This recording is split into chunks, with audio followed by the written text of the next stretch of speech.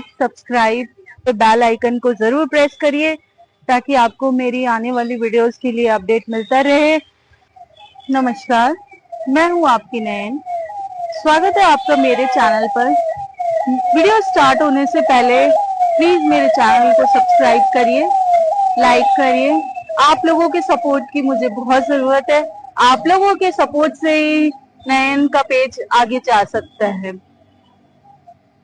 जिंदगी के सफर में चलते चलते हमें कुछ ऐसे सफर मिलते हैं जिनका हमें सामना करना पड़ता है, और कुछ ऐसे सफर मिलते हैं जो अचानक से हम कहीं किसी भी सफर पर जा रहे होते हैं। हमें अचानक से कुछ, हम किसी गाड़ी में ट्रैवल कर रहे हैं या हम कहीं भी ट्रैवल कर रहे हैं या कहीं भी हम जा रहे हैं, अचानक से हमारे सामने कोई गाड़ी जा रही होती है और उसके ऊपर लिखा होता है जो कहीं ना कहीं हमारे मन को गुदगुदा जाता है और कभी कभी हमें सोचने पर भी मजबूर कर देता है।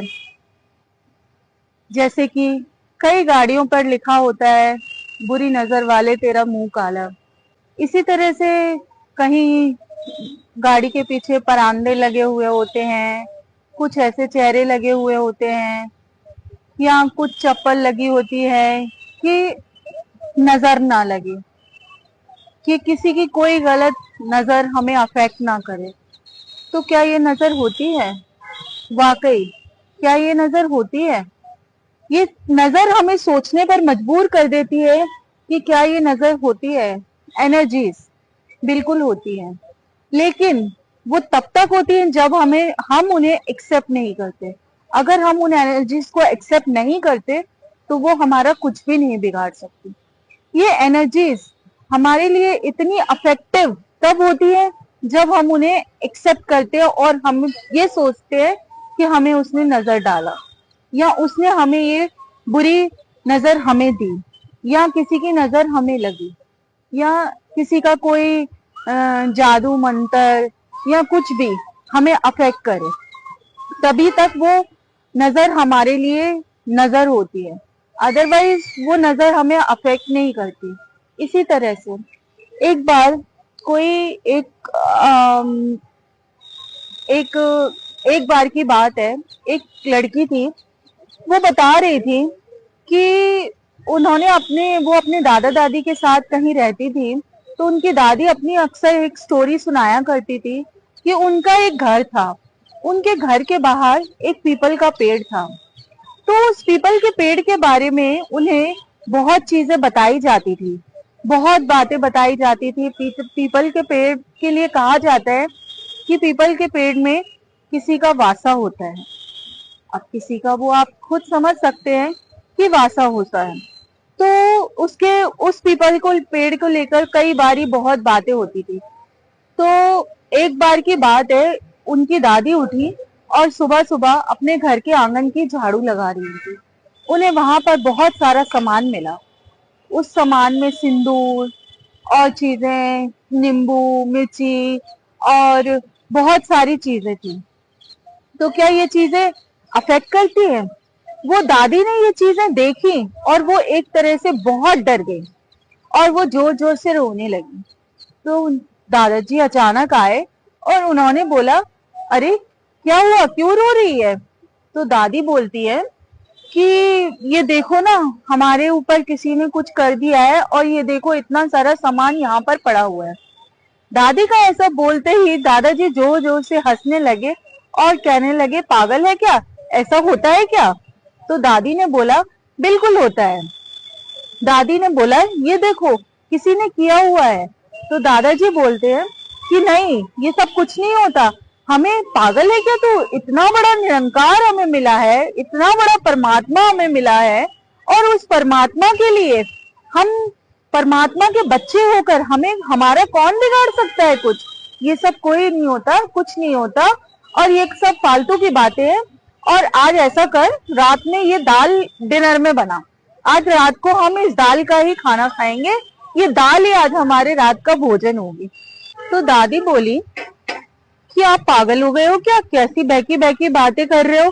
किसी ने हमारे घर पे कुछ कर दिया है और आप कह रहे हो कि हम ये दाल पकाकर खा ले। दादाजी बोले, कि निरंकार में इतनी ताकत है, हमें ये परमात्मा मिला है, वो हमारे अंग संग का रखवाला है, तो क्या वो हमारी रक्षा नहीं करेगा? चल आज यही दाल पकाते हैं। तो उन्होंने दादी जी ने ये बात सुनी और वही दाल रात को डिनर में बनाई। रात को वो दाल बनाई, सभी ने बड़े प्यार से खाई और सभी ने, और यकीन मानिए उस दाल को खाने के बाद किसी को कुछ भी नहीं हुआ। ये सिर्फ एक कहानी नहीं है, ये एक मोटिव है बताने का, ये एक मैसेज है कि जब तक हम वो एनर्जी को एक्सेप्ट नहीं करते हैं तब तक वो एनर्जी हमारे अंदर शामिल नहीं होती है। वो एनर्जी एक ऐसी, अगर हम उसको जिस ओर ले जाएंगे, उस एनर्जी को अगर हम एक्सेप्ट करेंगे कि उसने हमारा बुरा करा और वो करना चाह रहा है, तो जरूर हमारे साथ बुरा होगा। कहा जाता है ना, मैनिफेस्टेशन में इतनी पावर होती है। हम अगर इस परमात्मा के आगे इस निरंकार को अपना रखवाला बना चुके हैं, तो फिर हमें किन चीजों का डर। इसी तरह से बहुत सारे एग्जाम्पल्स आते हैं, बहुत सारी। आप सोचेंगे कि मैं ये बातें आपको क्यों बता रही हूँ, क्योंकि मैं इन चीजों को फील करती हूँ। तो मैं चाहती हूँ कि आप लोग भी ये चीजें समझें, क्योंकि अभी हमें जागरूकता की बहुत जरूरत है और ये चीजें आप सभी को समझनी चाहिए कि ये एनर्जीज कुछ नहीं होती। ये एनर्जीज जब तक हम एक्सेप्ट नहीं करते तब तक ये एनर्जीज हमें अफेक्ट नहीं करती हैं। इसी तरह से बहुत लोगों को नजर का होता है, या बहुत लोग दिन वार के वहम पालते हैं कि आज सोमवार में ये है तो हमें ये काम नहीं करना है, मंगलवार में ऐसा है तो हमें नाखून नहीं काटने हैं, गुरुवार में हमें बाल नहीं धोने हैं, गुरुवार में हमें घर में पोछा नहीं लगाना है, कपड़े नहीं धोने हैं, एक्सेट्रा एक्सेट्रा। बहुत सारी चीजें होती हैं। तो क्या हम इन भरम भुलेखों में पड़े रहेंगे? क्या हम इन वहमों को मानते रहेंगे?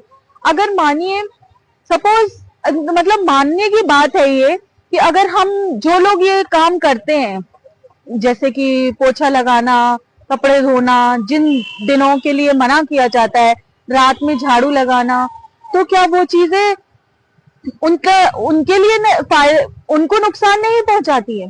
क्या उनका क्यों नहीं बुरा होता है? जो मानते हैं उन्हीं का बुरा होता है। तो ये बात आप बिल्कुल अच्छे से समझिए कि हम जिन चीजों को मानते हैं वही चीजें हमारे ऊपर एक प्रभाव डालती हैं। तो हमें ये चीजें को एक्सेप्ट करना पड़ेगा। हम इस जनरेशन में हैं, इस युग में हैं, तो हमें इन चीजों को बिल्कुल अपने दिलो दिमाग से निकालना होगा कि हमें वहमों से दूर होना पड़ेगा, तभी हम एक अच्छे युग का निर्माण कर सकते हैं। लेकिन ये जो चीजें हैं, वहम है, वो इतनी आसानी से दूर नहीं होते। ये एक को जानो एक को मानो वाली एनर्जी होती है, शक्ति होती है। जब हम पार ब्रह्म निरंकार को मानने लगते हैं, जब हम एक से जुड़ जाते हैं और हम उसकी बंदगी करते हैं, उसको अपना अंग संग रखवाला मानते हैं, तो हमारा कोई भी कुछ भी नहीं बिगाड़ सकता, हमारा कहीं से कुछ भी नहीं हो सकता। इसी तरह से एक बहन बता रही थी कि उनके पास एक उनकी फ्रेंड आई और उनको बोलने लगी कि आपकी शादी हो गई है, तो आप अपने, उसके ससुराल में उसको फोर्स किया जाता था कि आपकी शादी हो गई है तो आप बिछिए क्यों नहीं पहनते हो, बिछिए पहनने से आपके पति की लंबी उम्र होती है। तो क्या ऐसा होता है? उन बहन ने कहा, वो बता रही थी कि अगर मैं बिछिया नहीं पहनूंगी, या मैं मंगलसूत्र नहीं पहनूंगी, या मैं अपनी मांग नहीं भरूंगी, तो क्या मेरे पति की उम्र लंबी नहीं होगी? जीवन और मृत्यु तो निरंकार की देन है। क्या हम उसे बढ़ा सकते हैं या हम उसे कम कर सकते हैं? क्या सिर्फ हमारे सिंदूर लगाने से और बिछिया पहनने से क्या किसी की आयु लंबी हो सकती है? तो बात है मानने की, कुछ भी नहीं है, बहुत सिंपल है। बात सिर्फ मानने तक ही सीमित है। आप एक्सेप्ट, जब तक आप चीजों को एक्सेप्ट नहीं करेंगे तब तक उनका आप पर कोई प्रभाव नहीं होगा। ये कहते हैं ना, निगाहें बदलो, नजर बदलो, नजारे बदलेंगे। तो बिल्कुल वही बात है कि आप अगर अपनी नजर बदलेंगे तो नजारे बिल्कुल बदलेंगे। इसी तरह से हमें वहमों से, इन सब चक्करों से दूर होना है और हमें अपने आप को इतना प्रोटेक्टिव फील करना है कि हमारा प्रोटेक्शन स्वयं निरंकार कर रहा है, जिसका कोई आकार नहीं। ये निरंकार स्वयं इतना विशाल है। इसी तरह बात वही शुभ और अशुभ की। शुभ हम मानते हैं चीजें, बहुत दिन होते हैं जो कहा जाता है आज दिन शुभ नहीं है, आज मुहूर्त निकलवाते हैं, आज दिन अशुभ है। अगर शुभ और अशुभ का हम चक्कर लेके बैठे हैं तो बहुत लोगों का मानना है कि शुभ मुहूर्त में शादियां होती हैं, तो क्यों इतने आज की डेट में डिवोर्स हो रहे हैं, क्यों इतनी शादियां टूट रही हैं, अगर वो तो शुभ मुहूर्त में की गई हैं। तो ये अपने मन का वहम है कि शुभ और अशुभ, ये बहुत बड़ा मैटर है और बहुत बड़ा टॉपिक है। इसे हम जितना ले जाएं उतना कम है। लेकिन बात वही कि हम अगर एक को मानते हैं और हम निरंकार का आसरा लेते हैं, हम परमात्मा का आसरा लेते हैं, तो हर दिन शुभ हो जाता है।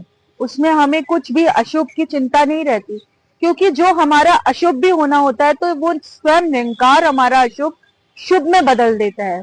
ये होती है मैनिफेस्टेशन की पावर, ये होती है निरंकार की पावर। वो मैनिफेस्टेशन को भी कंप्लीट कौन करता है? सिर्फ निरंकार ही करता है। तो हमें निरंकार का सहारा लेना है और हमें शुभ अशुभ, वहम, ये जादू टोना टोटका, ये सब इन भुलेखों से दूर होना है। हमें इन चीजों से ऊपर आना है, इन चीजों से अपने आप को अलग करना है और एक निरंकार की सुप्रीम पावर, जो हमारे यहाँ जितनी भी पावर्स हैं उन सबसे, सारी ब्रह्मांड की, यूनिवर्स की जो पावर्स हैं, उन पावर से ऊपर है एक सुप्रीम पावर, निरंकार की पावर। उस निरंकार की पावर को अगर हम समझ लेते हैं तो फिर किसी का कोई अहित नहीं हो सकता। इतिहास गवाह है, जिसने अगर किसी का भी बुरा करना चाहा है तो क्या उनका अच्छा हुआ है? अगर हम किसी के ऊपर एक उंगली उठाते हैं तो चार स्वयं हमारे ऊपर उठती है। तो अगर हम किसी का बुरा करने चाहते हैं तो क्या हमारा अच्छा हो सकता है?